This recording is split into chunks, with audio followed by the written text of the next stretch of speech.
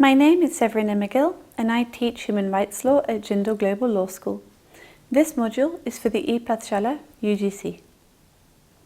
This module is on marriage and divorce laws under Muslim personal laws.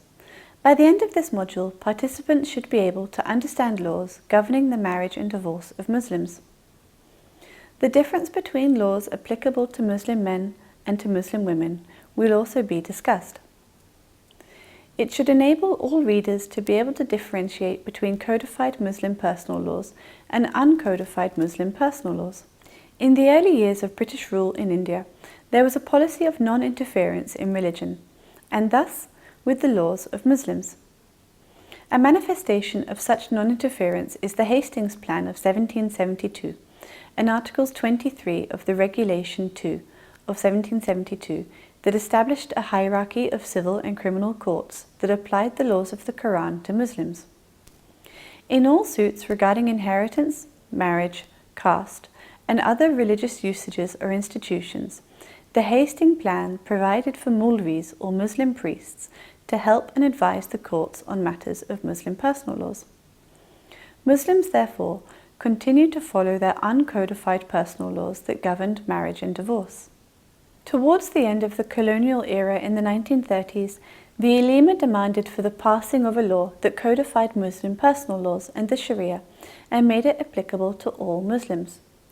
The prime reason for this demand was to replace the application of customary practices which were often given priority to by colonial courts with the application of a Muslim personal law or Sharia. Thus, the British enacted the Muslim Personal Law and Shariat Application Act of 1937 so that Muslims could be governed by only Muslim personal laws and not by customary practices that may have been prevalent in regions across the country. In 1939, there was another demand by the ulema, as the ulema was troubled by the practice of women being allowed to dissolve marriage only on the grounds of apostasy. It was in this context that the Dissolution of Muslim Marriages Act of 1939 was enacted. It laid down a list of reasonable grounds for women to demand divorce and seek dissolution of their marriages. Post-partition and the independence of India in 1947, Hindu personal laws were modified and codified in the 1950s through the Hindu Code Bills. Muslim personal laws, however, were left untouched. This was largely due to sensitivities around Islam being a minority religion. As a result, Muslim personal laws, as they stand today, are piecemeal and disjointed, unlike the comprehensive codification of Hindu personal laws.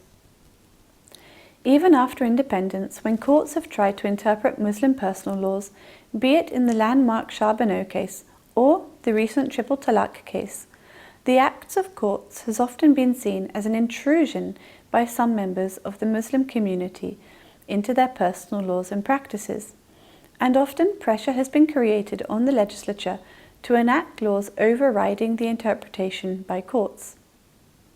In the famous Shah Bano case, the Supreme Court of India ruled in favour of a 65-year-old Muslim woman who had been divorced after 45 years of marriage by her husband. It held that the woman was entitled to maintenance beyond the period of iddat, which is 3 months after divorce. The Supreme Court chose to base its ruling not on uncodified Muslim personal laws that did not require a husband to pay maintenance beyond the iddat period, but on Section 125 of the Code of Criminal Procedure, herein CRPC. The CRPC is a secular law which states that when a husband has manifestly sufficient means, the court may request the husband to pay a lump sum of Indian rupees 500 a month to the wife, or to pay periodic maintenance. The Government of India responded to the controversy surrounding this case by overruling the Shah Bano judgment. The Rajiv Gandhi government, in response to the outcry by members of the Muslim community against the Shah Bano judgment, passed the Muslim Women Protection of Rights on Divorce Act in 1986. This law provided for a reasonable maintenance to be made within only the iddat period. By virtue of Section 2 of the Muslim Personal Law Shariat Application Act of 1937, all Muslims inside India, except those in Jammu and Kashmir, are governed by the Muslim personal laws or Sharia in matters of interstate succession, special property of females, including personal property inherited or obtained under contract or gift, or any other provision of personal law, including marriage, dissolution of marriage, including talaq, ila, zihar, li'an, kula, and mubarat. Maintenance, dower, guardianship, gifts, trusts, and trust properties are also included, and waqfs or other than charities and charitable institutions and charitable religious endowments. The Muslim Personal Law Shariat Application Act of 1937 does not define Muslim personal laws. Tahir Mahmood, an expert on Muslim personal laws, refers to Muslim personal laws as the Shariat, and so does the legislation itself. Mullah, another leading expert on Muslim personal laws, defines Sharia to mean the commands of God. Sharia literally means the clear, well-trodden path to water. This is to be followed by Muslims. Dictionaries define Muslim personal laws or the Sharia to mean a body of canonical law based on the Quran that lays down certain duties and penalties for Muslims, and Islamic canonical law based on the teachings of the Quran and the traditions of the Prophet himself. The Hadith and Sunnah also prescribe both religious and secular duties and sometimes retributive penalties for law breaking. It has generally been supplemented by legislation adopted to the conditions of the day, though the manner in which it should be applied in modern states is a subject of dispute. This dispute exists between Muslim traditionalists and reformists. The primary sources of Muslim personal laws are the Holy Quran, the traditions of the Prophet, and the general consensus of opinion amongst the ulema. Marriage is more commonly referred to as nikah by Muslims. According to sources of Muslim personal laws, marriage is a contract for procreation and legalizing of children. Muslims enter into a marriage contract called the nikah nama at the time of their marriage. The general prerequisites essential for entering into any valid contract are proposal and acceptance by valid consent. These are essential for entering into a valid nikah nama. The prospective husband and wife are free to add covenants to the nikah nama, provided that such covenants are in consonance with Muslim personal laws and traditions. Any covenants added to the nikah nama should also be consistent with the teachings of the Holy Quran and the sayings and doings of the Prophet.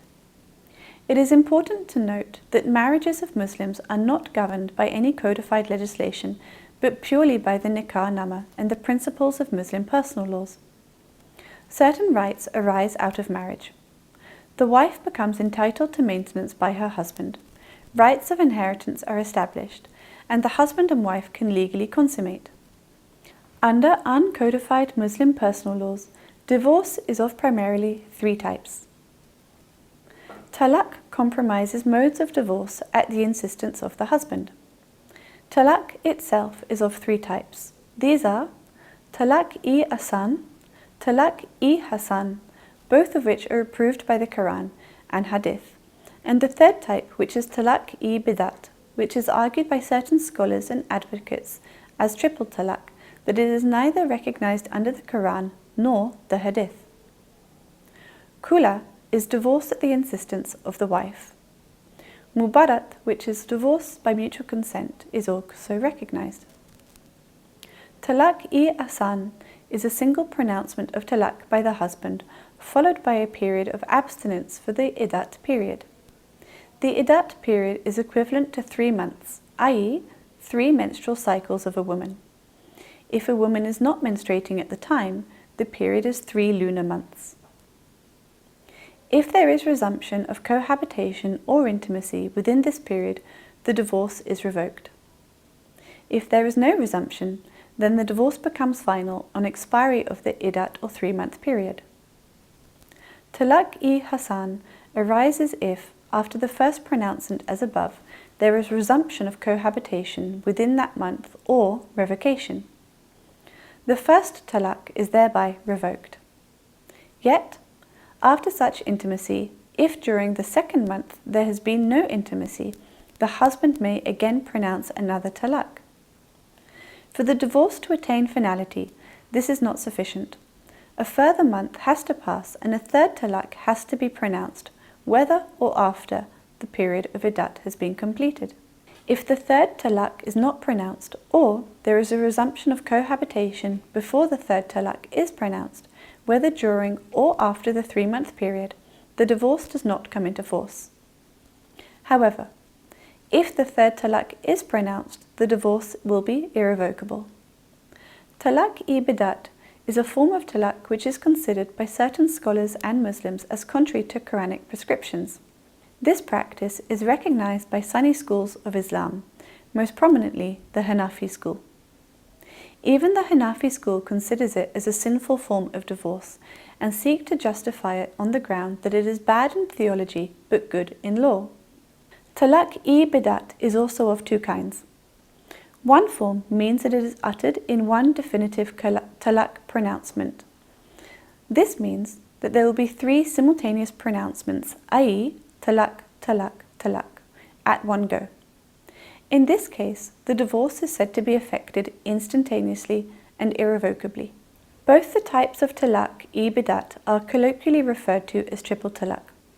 It is pertinent to note that the Supreme Court, in a case as far back as 1997, refused to entertain writ petitions to declare Muslim personal laws which enable a Muslim male to give unilateral talaq to his wife without her consent or without resort to judicial process of courts. They felt that these were void as they offend Articles 13, 14 and 15 of the Constituting. The court has stated that in such cases, talaq involves issues of state policy with which the court will not ordinarily have any concern. Further, we find that when similar attempts were made, of course by others on earlier occasions, this court held that the remedy lies somewhere else and not by knocking at the doors of the court. Recently, the practice of unilateral triple talaq has again been challenged as being violative of fundamental rights of women under the Constitution of India. The Supreme Court, as recently as August 2017, heard the case of triple talaq. The case was originally brought by women who have been divorced by means of triple talaq, conveyed to them by a letter or through WhatsApp messages or similar means. The Supreme Court ruled in August that the practice of triple talaq is unconstitutional. The court held that such a practice violates the right to equality of Muslim women as it vests in Muslim men a unilateral right to divorce. Khula has 3 primary elements. It is an offer of divorce from the Muslim wife to her husband. Such an offer is usually accompanied by some form of consideration. Often the wife gives the dower given to her or promised to her at the time of marriage back, and the offer has to be accepted by her husband. Without this, the divorce will not be seen as complete. Mubarat, which is divorce by mutual consent of the husband and wife, is a more progressive and liberal form of divorce. Both husband and wife have equal say in the process of divorce. The offer of divorce can be made by the wife or by the husband. It then has to be accepted, and any offer accompanied with an equal desire of the wife or husband to seek divorce. Such divorce by mutual consent becomes effective. Such a divorce by mutual consent will then become effective. The Dissolution of Muslim Marriages Act in 1939 was enacted to consolidate and clarify the provision of Muslim laws relating to suits for dissolution of marriage by women married under Muslim law, and to remove doubts as to the effect of the renunciation of Islam by a married Muslim woman upon her marriage. Section 2 of the Dissolution of Marriage Act 1939 lays down the following grounds on which a Muslim woman can file for a decree of divorce. If a husband's whereabouts are unknown for a period of 4 years, if a husband has neglected or failed to provide maintenance to his wife for 2 years, if a husband has been sentenced to imprisonment for 7 years or upwards, or if a husband has failed to perform without reasonable cause his marital obligations for 3 years, or if a husband is impotent at the time of marriage and continues to be so, or if a husband has been declared insane for a period of 2 years or is suffering from leprosy or a virulent venereal disease.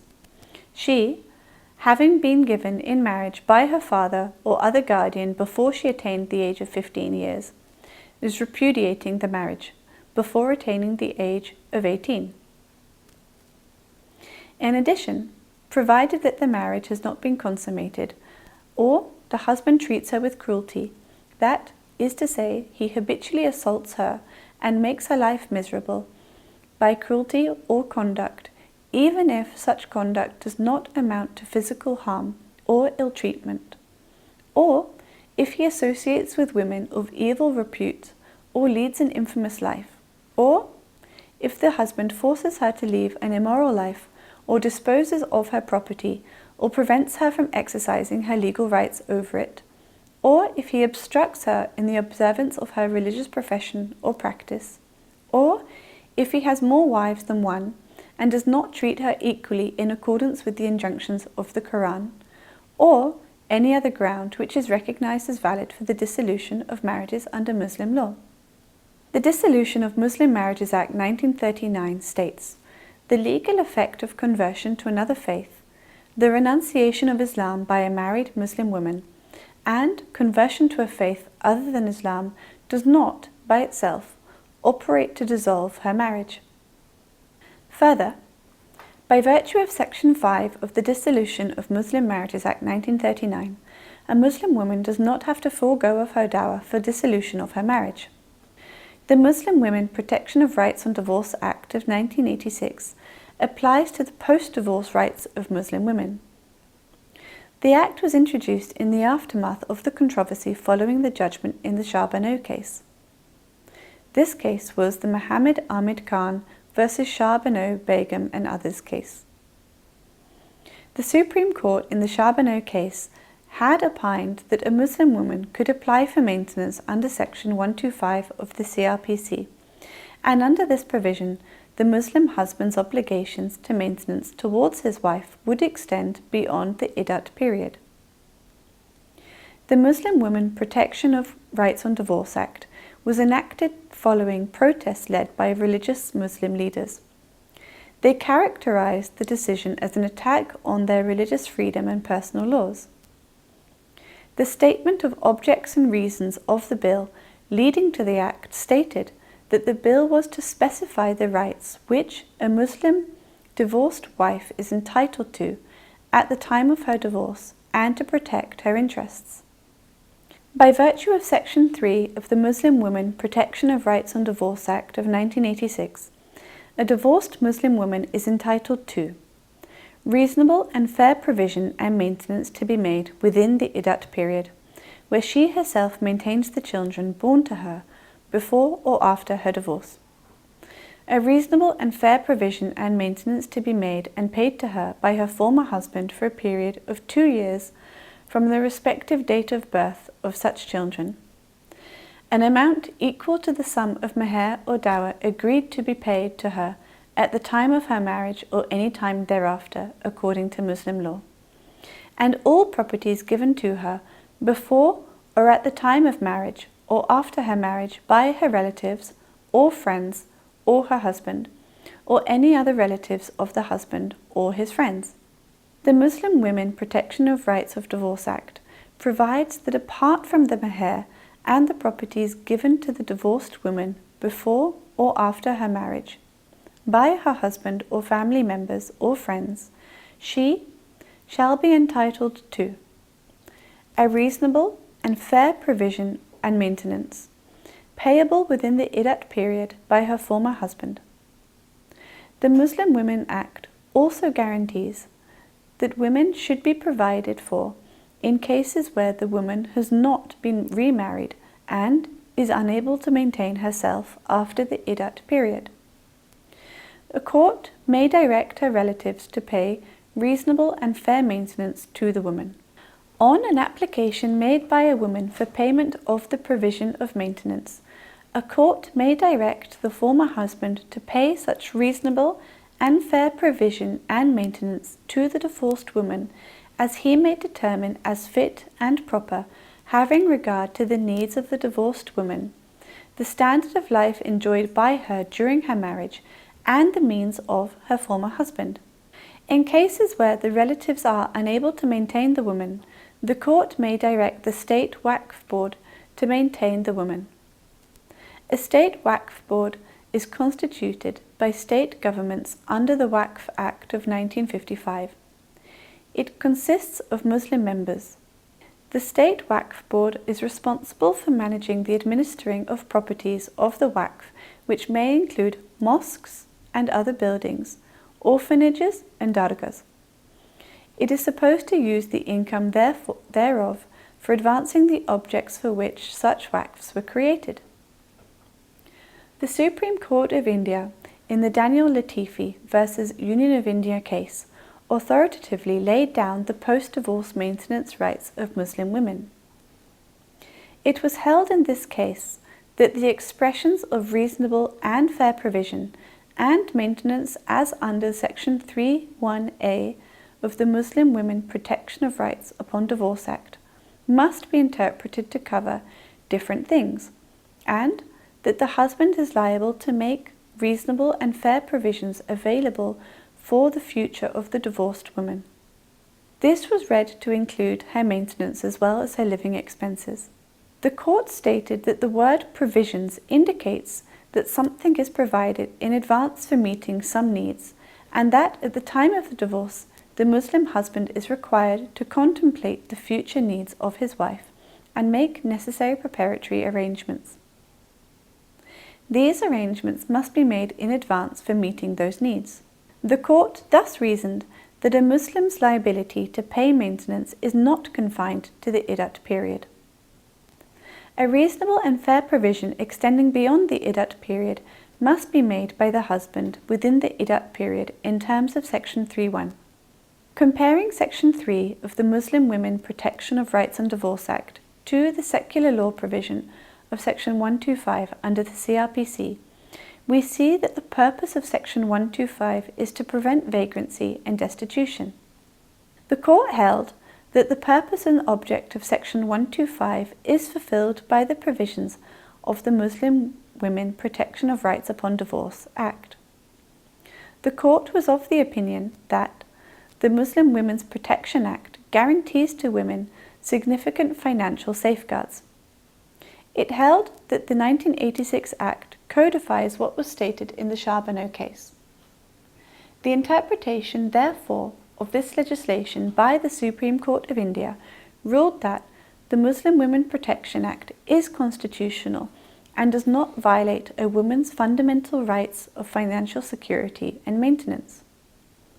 Thus, as the law stands today, a Muslim husband's liability to provide reasonable and fair provisions and maintenance to his divorced wife does extend beyond the iddat period, and he must realize his obligation within this period as well.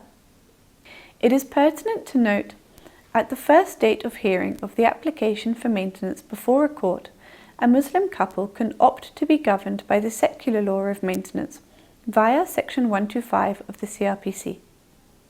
We can therefore see that from a policy of non-interference in religion and Muslim personal laws, there has been a change in attitude, and legislation such as the application of Muslim personal law from 1937, the dissolution of a Muslim Marriage Act in 1939, and the Muslim Women Protection of Rights on Divorce Act from 1986 were enacted based on demands from the Muslim community.